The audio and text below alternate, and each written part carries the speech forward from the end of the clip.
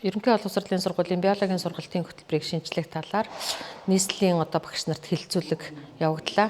За өнөөдрийн хилцүүлгийн гол зорилго бол одоо явж байгаа сургалтын хөтөлбөрийн түүхэн замнал туршлах сургамж юу байсан.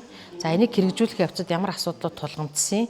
Цаашид сургалтын хөтөлбөрийг шинжлэх үзэл баримтлал концепц чиг хандлага ямар байх юм бэ гэдэг талаараа хэлцэж багш нарын санал асуудлуудыг авч хилцүүлгийг хийж өндөрлөлөө.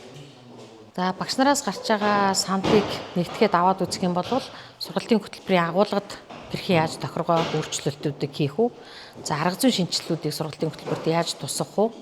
Үнэлгээг яаж хийх үү? Энэ бүгдийг нэгтгэхэд эцэст нь аваад үзэх юм бол энэ удаагийн сургалтын хөтөлбөрийн шинжилгээ маань агуулга, арга зүй, үнэлгээний асуудлуудыг цогцоор нь шийдсэн ийм баримтчиг болж багш нарын гардаас ирэхийг бол багш нар дийлэнх багш нар маань санал өгч байна.